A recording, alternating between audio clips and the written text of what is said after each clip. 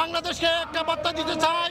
সেই বার্তাটি হচ্ছে আমরা প্রতিজন ঘরে ঘরে একজন অন্তত পক্ষে 3টি করে গাছ লাগান, পরিবেশ বাঁচান, পরিবেশ দূষণ মুক্ত করে। পরিবেশের সাথে কোনো আপোষ নয়, পরিবেশের সাথে আমরা যুদ্ধ ঘোষণা করলাম।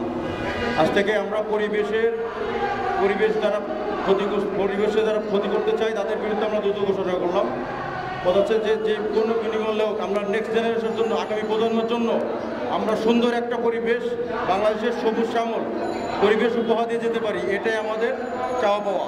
আমাদের নিরাপদ পরিবেশের মূল উদ্দেশ্য হচ্ছে এটাই, এর বাইরে আর অন্য কোনো কিছু না। বনাঞ্চল টিকিয়ে রাখার জন্য আমাদের প্রত্যেকটা মানুষের ন্যূনতম একটি করে গাছ লাগানো উচিত। আর একটি করে গাছ, একটা পূর্ণবয়স্ক একটি করে গাছ আমাদের সর্বনিম্ন 3000 মানুষের অক্সিজেন প্রদান করে।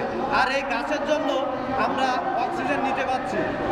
আর আপনাদের এই যে কিছুদিন আগে যে রোমান যে ঝড়টা হয়েছে, এই ঝড় কিন্তু আমাদের বাংলাদেশের সাতক্ষীরা অঞ্চলের সুন্দরবন কিন্তু ঠেকিয়ে দিয়েছে। আর এই সুন্দরবন অঞ্চলকে ঘিরে কিন্তু আমাদের সুন্দরবন অঞ্চলে কিন্তু প্রচুর ক্ষয়ক্ষতি হয়েছে, এটা আমরা অনেকেই জানি।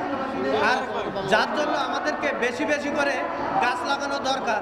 আর সুন্দর সুষ্ঠুভাবে নিরাপদ পরিবেশ চাই।